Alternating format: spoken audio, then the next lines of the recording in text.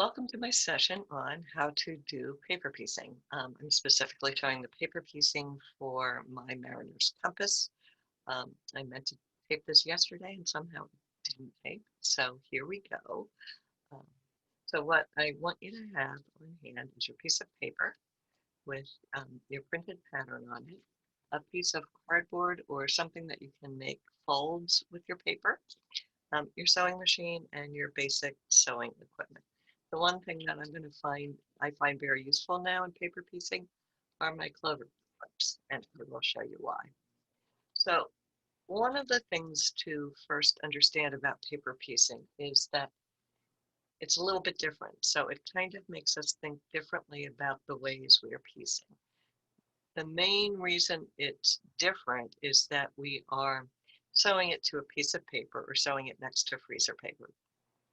And what happens is that what you get is the front of your piece is here, and then the back of your piece has the paper pieces on it. So when you do it, I kind of describe it as being a little dyslexic for many of us. It feels a little strange until we get it understood. Whenever you're working, you're going to be sewing on this side. The back of your fabric will be on this side. We will always be trimming and folding and pressing in between the whole process. So the first piece I take is this piece. This is my piece number 1 here, and it tells me 1. And one of the reasons it's 1 is that we do 1, 2, 3, and 4. We piece in that order so that we're always sewing next to a seam. So we can sew 1 to 2. You see that's a complete seam. This seam is already sewn. We can sew 3 to that. There's no seam here. We can sew 4 to that. Now, let's just take it in an alternate view. Would there be another way to do it? Well, you might think you could start here. You could start there, and you could sew this one, but you would not be able to sew this piece unless you had already sewn those pieces together before you put them on the paper. So that's why there are specific orders to paper piecing. You need to be able to sew the entire seam of the piece that you are attaching to the piece that's already been constructed. It's no different than other piecing, but it feels a little bit different. So that's why we have the numbers. So you start with number 1. For this one, I line up my fabric in this corner. Will be the way that I do it. But first, before I do any of that, and sometimes this is exactly how I sew, I forget what I need to do first. I need to press this paper with the folds up towards me. So printed side up, folds up.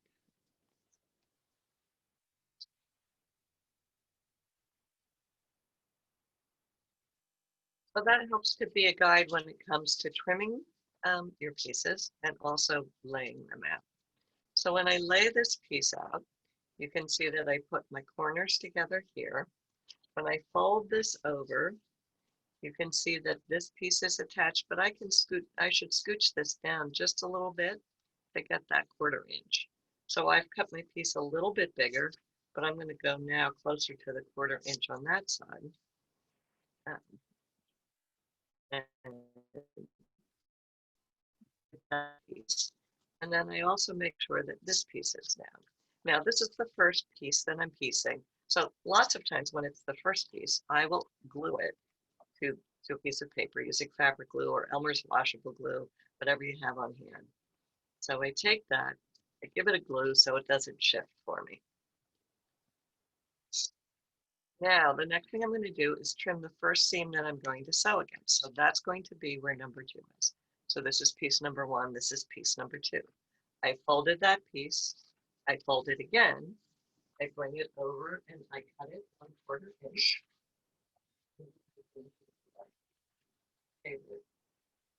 That is sort of ruler. I like that a lot for this. So now I've cut that seam a 1/4 inch away from that line. So then the next thing I'm going to do, this is a red piece, so I'll get, in this case, my red piece is purple. I will get my purple piece and I'm going to line it up right next to that seam. So the first thing I line it up with is the seam allowance. Now here is where my first seam is, and I've got probably an inch to an inch and a half up here. I don't need that much, so for a couple of reasons, I'm going to move that down. So I scooch that down a little bit, so I have, a half inch, a finger width is good. Make sure my fabrics are still lined up.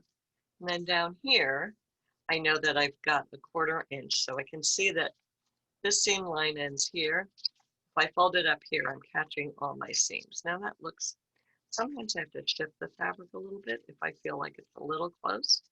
That one's a little closer than I need. One piece, just a second.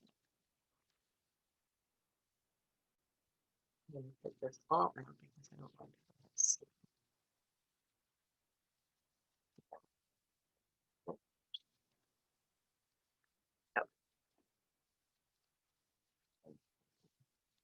my glue is still pretty gluey. I'm just going to put a pin through this. So that's ready to sew. So now I'm going to sew on this line. I think I didn't plug my machine. The machine. No. Oh, I know it's not. I had to switch machines yesterday. So now what I'm going to do is sew this line. I like to use a narrower stitch length. So this one is currently on something like an 8 on this machine. On my other machine, I go to a 1.8 or a 2, depending on what kind of paper I'm using. Whenever I sew, I like to start off the seam. So you can probably see a little bit, but I'm starting about a 1/4 inch um, over the line where it intersects piece 2 or piece 3.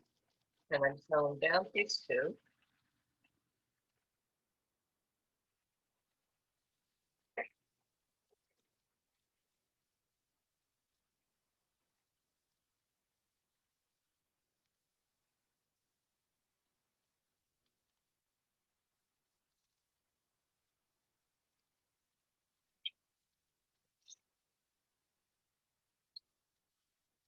Put that down the wrong way. I just switched back to this machine and I'm confused.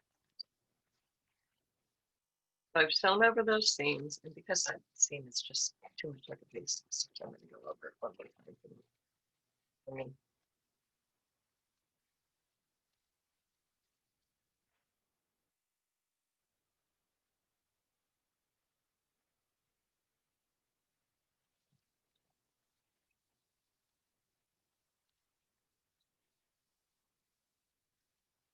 much better. Oh, so what I'm going to do is press it, and I'm just going to finger press so I don't have to get up from the camera here. And what I want to do when I make sure I finger press, and then when I take it to the ironing board, which is what I normally would do, press it, is make sure I'm pushing against that seam so I have no extra creases. Then we're going to go and trim for piece 3. So piece 3 is over here. I take my side, I flip it up. You see I have extra fabric.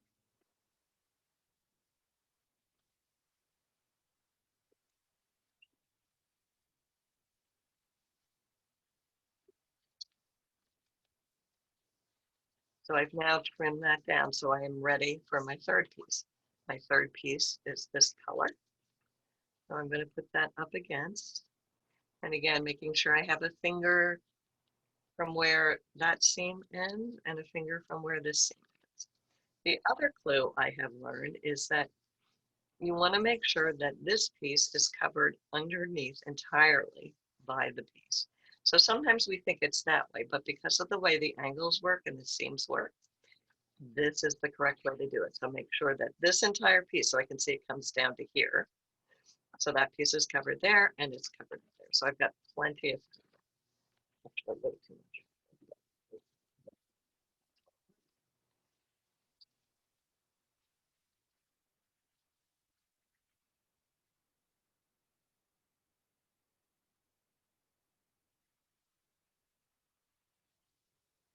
You can have less waste with your paper piecing if you trim your pieces to the size um, of the piece plus a ½ inch all around. That generally works. But sometimes these general rectangles I find are just as easy, and I don't tend to have as many errors. And mostly when I do paper piecing, I'm doing it with scraps anyway, so it works out just fine. So you can see that I've gone all the way past that seam. So I just rip that seam down so I can make this fold and make this trim. And I can do it on this side too. So I can trim this piece now to a 1/4 inch. I can add my yellow or orange.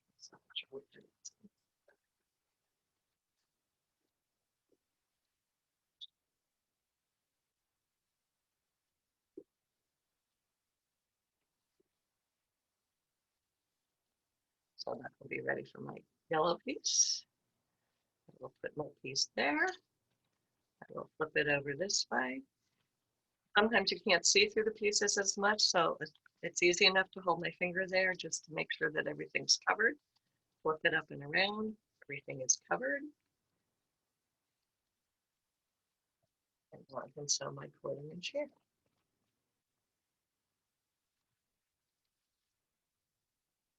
Oh, my thing, it's not a 1/4 inch. Well, it's a 1/4 inch, but you don't have to actually worry about that.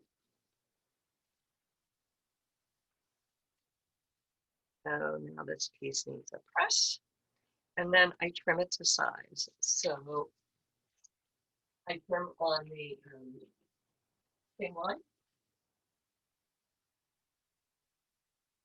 not the stitching line.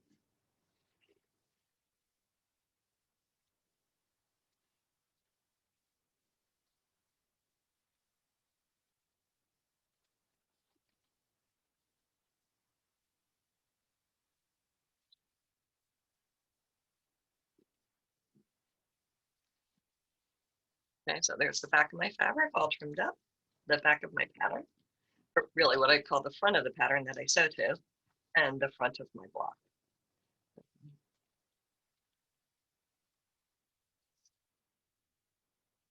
So that's how you make a paper piece block. Now, the one thing that I found, and I showed folks yesterday, that I like very much, and this one still has some of the paper in it. One of the things I typically do, I'm not going to do it right now, is I will tear out the paper, and I sometimes just leave these markings so that when I'm connecting the paper, the blocks, I have my markings right there. So that's sometimes I find that handy. The other thing, and I'll just rip out one piece of paper in case you've never done this. If you start at an outside piece, that's pretty helpful. So I pull to the inside, and then I pull to that seam. And usually once that you get to a seam, it will come right up. So that one still has a little bit of glue there. On seams, I usually pull out the seam first. Sometimes I use a tweezer just to help me pull if I'm in a tight spot. And as this piece is an inside piece, if I just kind of give it a little tug there, it will all start to come away. And that is the way I like it. So I'm going to show you here.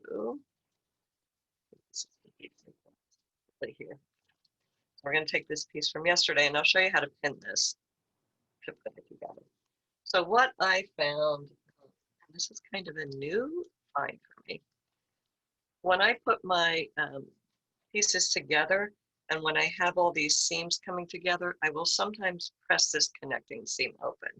So on this one, I'm pressing this diagonal seam open. I may press the other seam open. It just kind of depends on how things are going together. So I put this pin through right on the point here, and then I take it through and I grab the other point. So I have this point, and I pick a side, and I grab this. So right now I have the pin sticking straight up. Now this is the I want to show you. Let's see.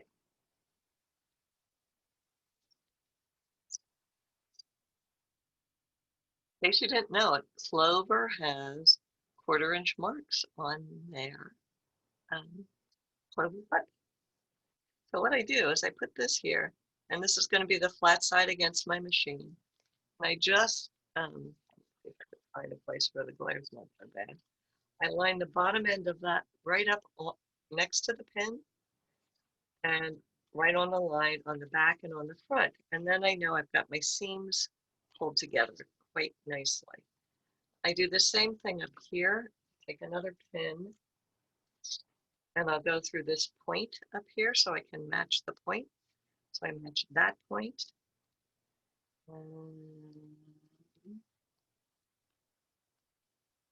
This point. And again, I'm going to use my clips to just hold that together on both sides. And one more pin in the corner up here.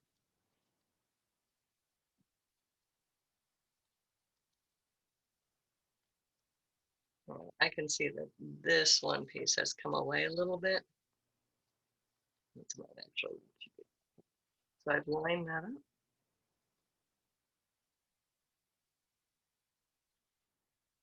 Now I know from yesterday and the days before that putting one on that corner is pretty useless.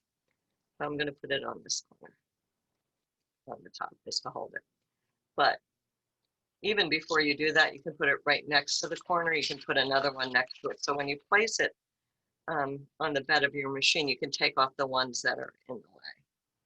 So again, all the flat pieces are on one side. I'm going to flip that up so that pink one is not going to hold. And then I bring it over and I can sew. And if I've done it right, there's the magic of TV.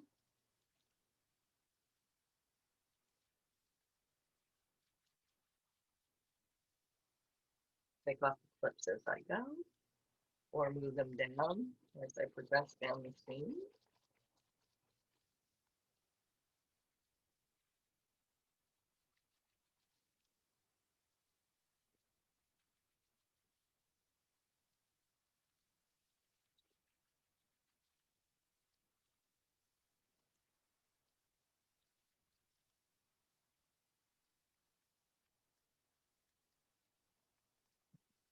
Seems flat.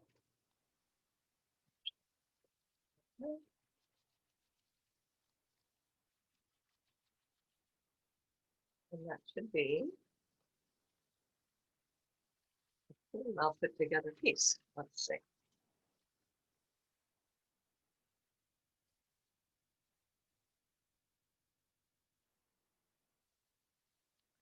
Yeah, so you can see my seams are pretty close. A little bit off there, but that was spot on. So I'm happy with that.